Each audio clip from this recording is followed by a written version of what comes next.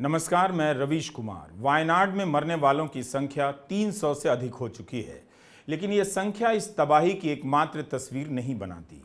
केरल सरकार की तरफ से मरने वालों की जो सूची जारी की जाती है, उसमें एक कॉलम अलग से शरीर के उन हिस्सों के लिए बनाया गया है जो अभी तक बरामद किए जा रहे हैं। किसी का हाथ, किसी का पाँव, किसी का सर, किसी का धड़, किसी की हथेली, ऐसे 134 हिस्से बरामद किए गए हैं। 600 से अधिक लोग घायल हैं और 300 से अधिक लापता। 2500 लोगों को राहत शिविरों में रखा गया है। हमने वैसे काफ़ी सावधानी से वीडियो का इस्तेमाल किया है, लेकिन फिर भी इन तस्वीरों को देखकर आप विचलित हो सकते हैं। वायनाड की त्रासदी किसी भी स्तर से राष्ट्रीय, अंतर्राष्ट्रीय आपदा है और ऐसी अनेक आपदाओं की पुनरावृत्ति है, दोहराव है, जो कभी हिमाचल तो कभी उत्तराखंड में घटती रहती हैं। इस समय भी घट रही हैं और कुछ दिन पहले भी घट चुकी हैं। हम और आप आए दिन ऐसी तबाही के वक्त का वीडियो वायरल होते देखते हैं, फॉरवर्ड करते हैं। इस वायरल बाजी ने त्रासदी के प्रति हमारी संवेदनशीलता को, जिज्ञासा को खत्म कर दिया है।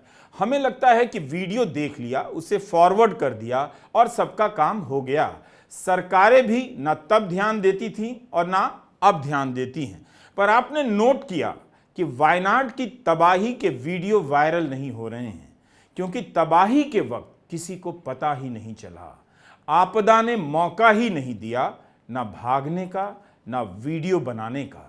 यह कार चलियर नदी के रास्ते में गाद में धंस गई। यह तबाही की उन साफ सुथरी तस्वीरों में से है जिसे देखकर आप तुरंत विचलित नहीं होते हैं। लेकिन इतना तो सोच सकते हैं कि इसी कार को हासिल करने के सपने के लिए हमने कितनी नदियों और पहाड़ों को बलि पर चढ़ा दिया। यह जीप तो अपने घर के ही गैराज में पार्क है। घर किसी समृद्ध व्यक्ति का लगता है, मगर जिंदगी भर का सारा हासिल कीचड़ मिट्टी में मिल चुका है। यह किसी एक व्यक्ति के दोष का परिणाम नहीं है, बल्कि विकास यात्रा में उन करोड़ों लोगों का है जिन्होंने प्रकृति की कीमत पर ही सब कुछ हासिल करने की जिद पाल ली।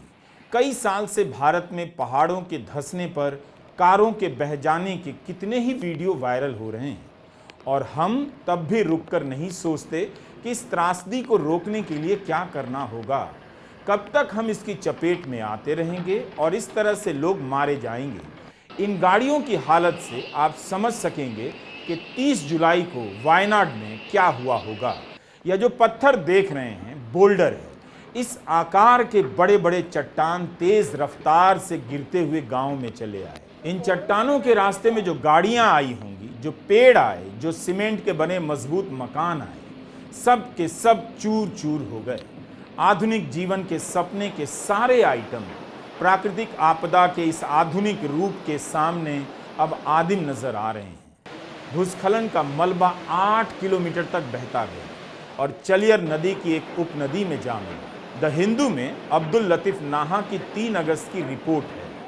उसके अनुसार 86,000 स्क्वायर मीटर यानी करीब 21 एकड़ से भी ज़्यादा ज़मीन मलबा हो गई, मलबे में दफन हो गई। आप जो ये वीडियो देख रहे हैं वो त्रासदी के चौथे दिन का है, जिसे हमारे लिए टीए अमीरुद्दीन ने रिकॉर्ड किया है। पहाड़ जब धंसता है, खिसकता है, तो उससे छिटक कर चट्टान के बड़े बड़े टुकड़े और मिट्टी, गाद किस रफ्तार से कहां तक जा सकते हैं, वायनाड की त्रासदी से पता चलता है। 8 किलोमीटर तक मलबा चला आया। घाटी में बसे 3 गांव तबाह हो गए और दूर दूर तक मलबा फैल चुका है। वेल्लरीमला गांव की 2 बस्तियां लापता सी हो गई हैं। सैकड़ों घर मिनटों में बह गए और ध्वस्त हो गए। कई घरों का नामो निशान तक नहीं।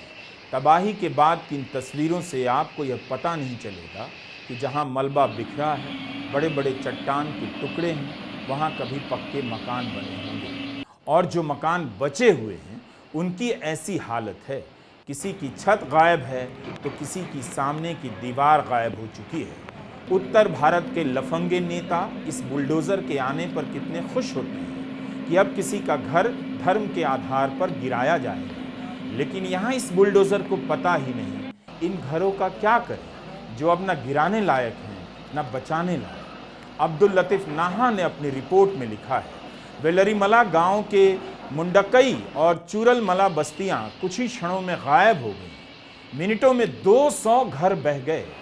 जो मकान खड़े रह गए उनके भीतर कुछ भी नहीं बचा और अब वे इसी मलबे का हिस्सा हैं। अल जजीरा के लिए अमीरुद्दीन ने लिखा है कि एक बार नहीं बल्कि पहाड़ कई बार धंसा, ऊपर से पेड़, चट्टान और गाद नीचे आ गया।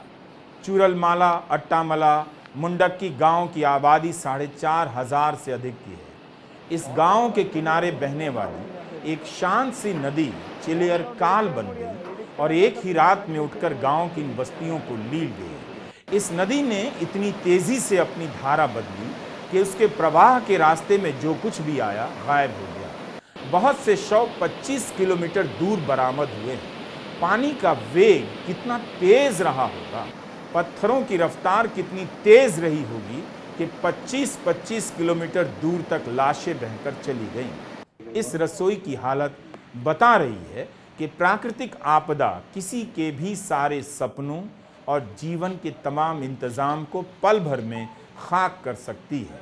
यहाँ के किसी भी बचे हुए घर का हाल देखिए, आपको वो सारी रिपोर्ट याद आएगी और वो यादें आपको सताएंगी जो पहाड़ों के धंसने को लेकर हर साल बनती रही हैं और जिन्हें हम अनदेखा कर नदी के रास्ते में मकान बनाते रहते हैं। राहत बचाव कार्य में लगे लोगों का कहना है, चट्टानों के नीचे कितने शव दबे होंगे कहना मुश्किल है, कितने मकान दबे होंगे कहना मुश्किल है। अब इन बड़े बड़े बोल्डरों को हटाना किसी चुनौती से कम नहीं, शायद कभी हटाया भी ना जा सके। वायनाड केरला के बेहद खूबसूरत इलाकों में से एक है। जिस गांव के ऊपर पहाड़ धंसा है वह भी अपनी प्राकृतिक सुंदरता के लिए मशहूर था। जिसकी मिट्टी उर्वर उपजाऊ मानी गई, आज वहां केवल बोल्डर के टुकड़े बिखरे पड़े हैं। यहाँ कुत्ते भटक रहे हैं, अपनी पुरानी गलियों को खोज रहे होंगे और मालिकों को, शायद किसी बच्चे को भी जिनके साथ उनकी दोस्ती यारी रही होगी। कोई बच्चा अपने इस खिलौने को खोज रहा होगा या अब वह बचा ही नहीं होगा। क्या हम हमेशा ही इन आपदाओं के बाद सामान्य होते रहेंगे? जीवन भर की पूंजी, कमाई सब मिट्टी में बदल जाती है। परिवार के परिवार समाप्त हो गए। जो बच गए हैं वो हमेशा इन आपदाओं को ढोते रहेंगे। फिर भी एक बार के लिए ही सही, इतने बड़े देश में हमने कोई सबक क्यों नहीं सीखा? क्यों नहीं कुछ किया जिससे लगे कि हम सतर्क हुए हैं? वायनाड बहुत दूर है, मगर दिल्ली में ही एक माँ अपने बेटे को गोद में लिए नाले में समा जाती है और 3 बच्चे लाइब्रेरी के भीतर डूबकर मर जाते हैं। विकास की आलोचना तब होती जब हमने तरीके से विकास किया होता। यहां तो कहीं भी नजर दौड़ाइए, आपको धांधली की बुनियाद पर बसी बस्तियां नजर आएंगी। जहां रहते हैं वहीं देख लीजिए कि वहां पर क्या इंतजाम है। किसी तरह से नियमों का मजाक उड़ाया जाता है। हम केवल प्रकृति को ही नष्ट नहीं कर रहे, बल्कि विकास के नाम पर अपने अपने मोहल्लों में आपदा की प्रकृति विकसित करते जा रहे हैं, ताकि कोई करंट लगने से मर जाए और कोई हाई टेंशन वायर के गिरने से जल जाए। चलियर नदी दक्षिणी वायनाड के इन गांवों की खूबसूरती थी। यह तस्वीर तबाही के बाद की है, इसलिए नदी के रास्ते में पहाड़ से गिरकर आई चट्टानें फैल गई, मगर नदी को कोई नहीं रोक सका। वो अब भी बहती जा रही है। इस वक्त थोड़ी बेजान और सामान्य सी लग रही है, लेकिन बारिश वाली रात खूंखार हो गई थी। इसका प्रवाह ऐसा रहा होगा जिसमें कारें, मकान, चट्टान सब तिनके की तरह उड़ते बहते चले जा रहे होंगे। इन तस्वीरों को देखकर अनुपम मिश्र का कहा हुआ फिर से याद आया, तुमने अपने जीवन में नई नदी बनते देखी है? हम में से किसी ने नहीं देखी। नदियों का रास्ता करोड़ों वर्ष पहले का बना है। उनके करोड़ों वर्ष के अनुभव को हम 100 साल के डेटा से नहीं नाप सकते। नदियां चाहे जितनी सूख जाएं, मगर किसी बारिश के कारण एक क्षण में जी उठती हैं। अगर ऐसा नहीं होता तो बीमल पटेल रायसीना हिल्स पर मोदी नदी बना देते, लेकिन उस वास्तुकार से संसद की छत से पानी का चूना नहीं रुका। तो आपके विज्ञान के पास कौन सी टेक्नोलॉजी है जो पहाड़ों को धंसने से और चट्टानों, घरों को उड़ा देने से रोक सकती है? कोई ऐसी टेक्नोलॉजी है जो नदियों के प्रवाह का गियर बदल दे और ब्रेक लगा दे? आप ऐसे किसी नेता को जानते हैं जिन्हें परमात्मा ने नदियों का गियर बदलने और ब्रेक लगाने के सामान के साथ धरती पर भेजा है? तो नेता को नहीं, उस परमात्मा को मेरे पास भेजिएगा। यहां सेना ने पुल तो बना दिया, लेकिन इसके पहले जो पुल यहां था उसका नामो निशान मिट गया। इसी के जरिए चुरामला का संपर्क उन 2 गांवों से रहा जिसके सैकड़ों घर अब लापता हैं और ध्वस्त हो गए। इस पुल के टूटने के कारण नुकसान बहुत बड़ा हो गया। लोगों के भागने का रास्ता बंद हो गया। अगर पुल सलामत होता तो शायद कईयों की जान बच जाती। केरला का वायनाड उत्तराखंड और हिमाचल प्रदेश से भी सवाल कर रहा है कि हम कितनी जानों को खोने के बाद, बस्तियों के उजड़ जाने के बाद आपदाओं को लेकर सतर्क होंगे। हम क्यों नहीं पहाड़ी क्षेत्रों में विकास को सीमित और संयोजित कर सकते हैं? बेहतर प्लानिंग क्यों नहीं कर सकते? 2047 किसी ने नहीं देखा, मगर उस समय के लिए प्लान बना रहे हैं और आंखों के सामने जो समस्याएं हैं वो नजर नहीं आ रही। सपने को आप पहाड़ पर रखकर देखिए या आसमान में टांग कर देखिए, एक दिन देखना जमीन पर ही पड़ता है, क्योंकि वही खिसकती है और उसी पर आप गिरते हैं। अमृतकाल चल रहा है और नाले का पानी संभल नहीं रहा, मतलब बोगसबाजी की भी इंतहा होती है। आबादी के बड़े हिस्से को 3 वक्त का भोजन नहीं मिल रहा, लेकिन चल अमृतकाल रहा है। कोई समाज कितना फ्रॉड हो सकता है कि बैठकर इस तरह के भाषण सुने जा रहा है। अब्दुल लतीफ नाहा और अमीरुद्दीन की रिपोर्ट में ऐसे कई लोगों का हाल दिल दहला देने वाला है जो अपने बच्चों को, माँ बाप को खोज रहे हैं। सत्तार परिवार के 25 सदस्य लापता हैं। 56 साल के उबैस अपनी बेटी, दामाद और नाती को खोज रहे हैं, मगर किसी का पता नहीं चल रहा।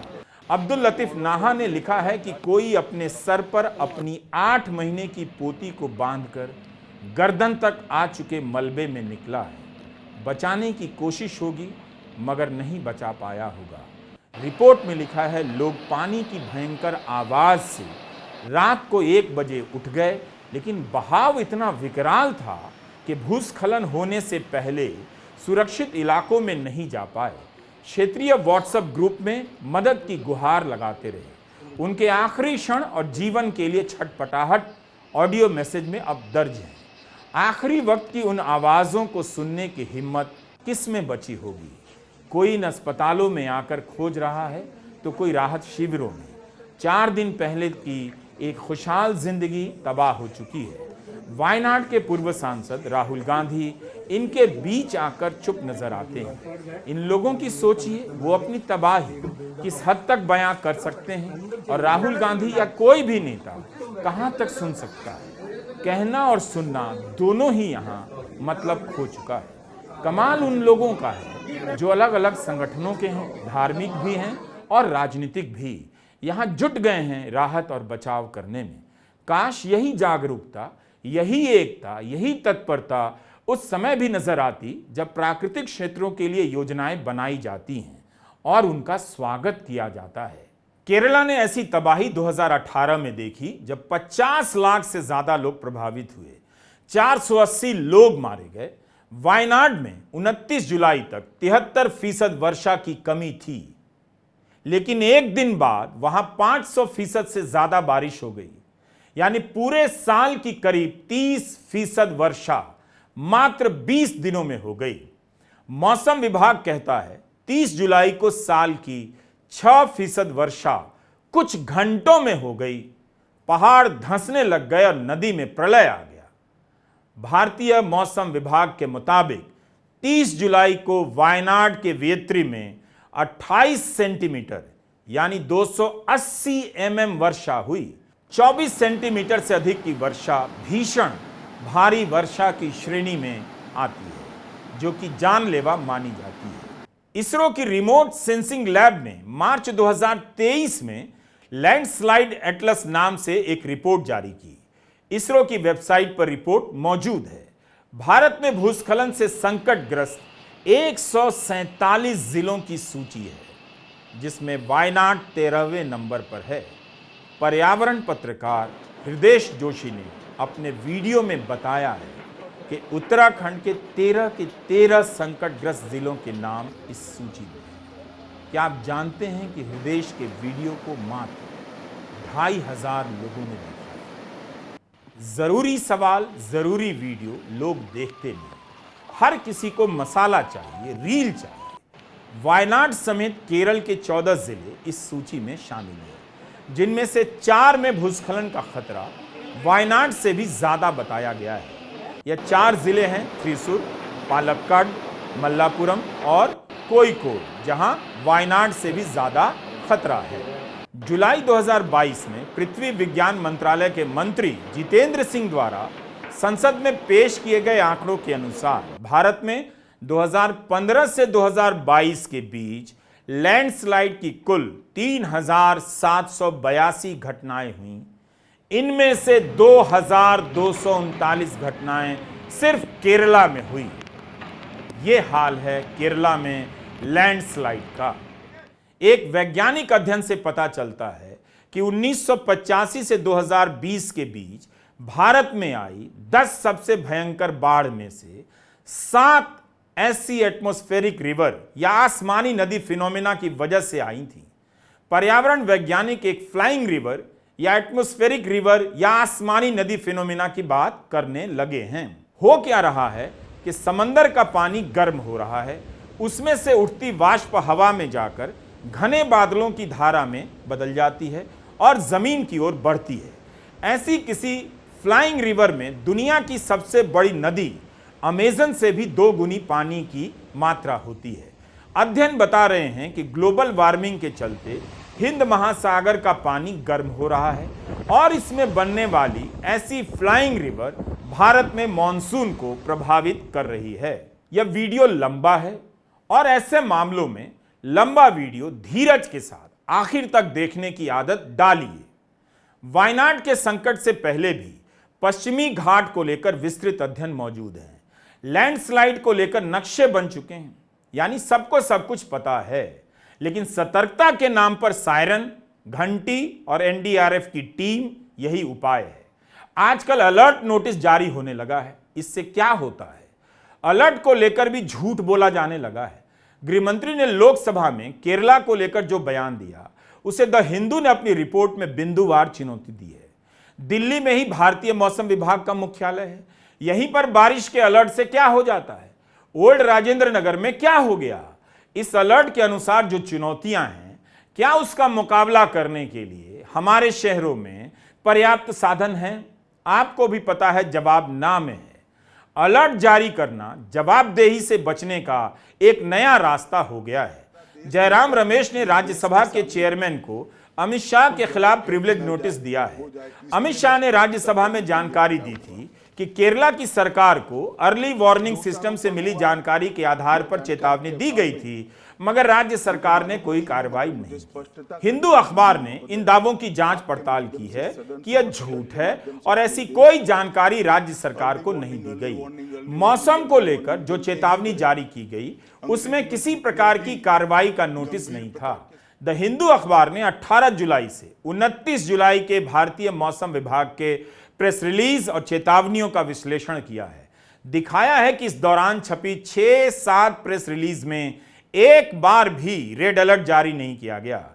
अधिकतर येलो वॉच अलर्ट की बारिश की चेतावनी थी, जिसमें सरकार से खास तौर पर एक्शन लेने के लिए नहीं कहा जाता है। जयराम रमेश ने कहा है कि सदन को गुमराह करना प्रिविलेज का उल्लंघन है और सदन की अवमानना है। हम पश्चिमी घाट को लेकर भी बात करेंगे। आज अगर काफी नहीं कर पाए तो फिर किसी और वीडियो में करेंगे। पश्चिमी घाट का 18% हिस्सा केरला में आता है। बाकी हिस्सा महाराष्ट्र, गुजरात, गोवा, कर्नाटका और तमिलनाडु में आता है। वायनाड केरला के इलाके में है, पश्चिमी घाट के इलाके में। हर साल मानसून की शुरुआत होते ही यहाँ भूस्खलन की घटनाएं बढ़ जाती हैं। पर्यावरण वैज्ञानिक माधव गाडगिल ने 2011 में एक रिपोर्ट तैयार की। गाडगिल पैनल ने पश्चिमी घाट के 64% हिस्से को अत्यधिक, अधिक या सीमित रूप से संवेदनशील बताया। इसके 2 सबसे संवेदनशील इलाकों में खनन, प्रदूषण फैलाने वाले और बड़े स्केल पर चल रहे विकास कार्यों को रोकने की बात कही। मगर जिन 6 राज्यों में से पश्चिमी घाट गुजरता है, उन सभी राज्यों ने लागू करने से इनकार कर दिया। कांग्रेस, सीपीएम, धार्मिक गुरुओं ने इस रिपोर्ट को स्वीकार नहीं किया। इसके बाद वैज्ञानिक के कस्तूरी रंगन की अध्यक्षता में एक और समिति बनी। इस समिति ने गाडगिल पैनल के कई सुझावों को कमजोर कर दिया, मगर इस पैनल ने भी कहा कि केरला के 13,000 से अधिक किलोमीटर हिस्से को संवेदनशील घोषित कर दिया जाए। राज्य सरकार के दबाव के चलते सिर्फ 10,000 किलोमीटर हिस्से को संवेदनशील श्रेणी में रखा गया।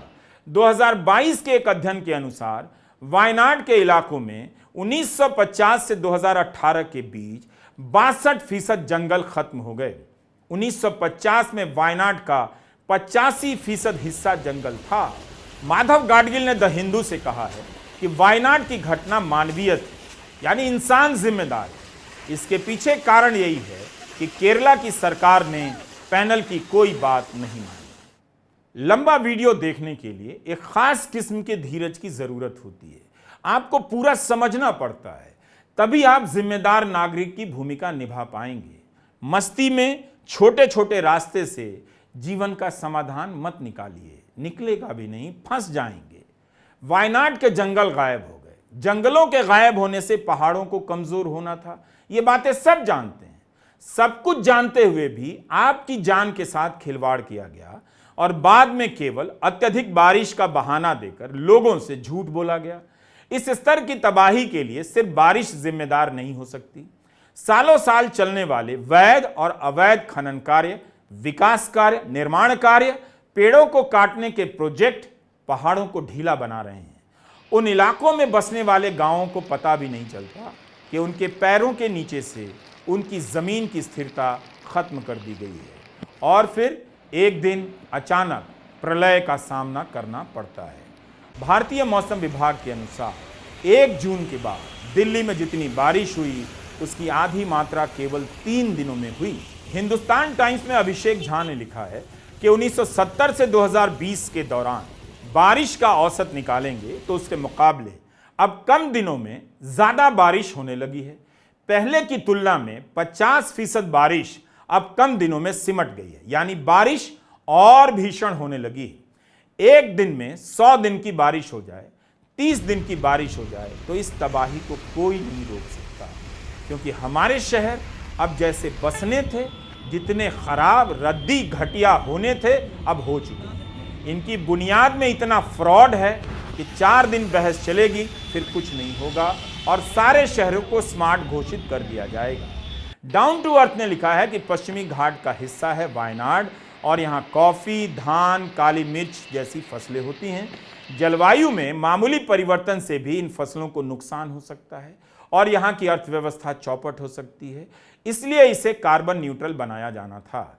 एक पायलट प्रोजेक्ट 5 जून 2016 को स्थानीय सरकार के स्तर पर लॉन्च किया जाता है, मगर ऐसी योजनाएं परवान कहाँ चढ़ती हैं आप भी जानते हैं। पायलट प्रोजेक्ट पायलट ही रह जाता है और विमान का पता नहीं चलता कब उड़ेगा। जलवायु परिवर्तन की बात कीजिए तो राजनीतिक दल विरोध करने आ जाते हैं। एक तबका ऐसा बन गया है जिसे खुश करने के लिए नेता भी पर्यावरण संकट का मजाक उड़ाते हैं, विकास विरोधी बताते हैं, लेकिन उनके पास भी इन संकटों का कोई समाधान नहीं और ना ही कारण है। कारण भी नहीं बताते कि क्यों इतना बड़ा पहाड़ धंस गया और जिंदगियां तबाह हो गई। केवल भकोसने और अपने जीने के सिद्धांत पर जीने वाला यह तबका झट से जलवायु परिवर्तन को नकार देता है, लेकिन वैज्ञानिक कारण भी ठोस रूप से लोगों को संतुष्ट नहीं कर रहे हैं। केवल आबादी वहां बस गई है, इस वजह से ही आप सारी जिम्मेदारी उस पर नहीं डाल सकते। और भी कारण है जिस पर खुलकर बात होनी चाहिए। एक यूट्यूबर के तौर पर इस तरह की रिपोर्ट बहुत मुश्किल है। वीडियो के लिए काफी इंतजार करना पड़ा। हिमाचल प्रदेश और उत्तराखंड की तो बात ही नहीं करता। क्या आपको पता है कि भारत सरकार ब्रॉडकास्ट बिल लेकर आने वाली है? मीडिया में रिपोर्ट छप रही है कि इसका मकसद हम जैसे यूट्यूबर की आवाज को बंद करना है। इसके ऐसे ऐसे प्रावधान बताए जा रहे हैं कि इसके बाद यूट्यूब चलाना मुश्किल हो जाएगा, बंद हो जाएगा। गोदी मीडिया की झूठी सूचनाओं को आप कब तक बर्दाश्त करेंगे? क्या सरकार यह चाहती है कि स्वतंत्र आवाजों वाले यूट्यूब चैनल बंद हो जाएं और भारत की आबादी को हाँक कर गोदी मीडिया देखने के लिए मजबूर किया जाए? कभी आपने सोचा है कि अगर YouTube पर हम जैसे लोग नहीं होते तो आप क्या देखते? क्या सरकार यही चाहती है कि आप गोदी मीडिया का सड़ा हुआ नफरती कंटेंट ही देखें? इसे कोई भी नागरिक कैसे स्वीकार कर सकता है? सूचनाओं की आपदा आपके ऊपर आने वाली है। सीट बेल्ट बांध लीजिए। नमस्कार, मैं रवीश कुमार।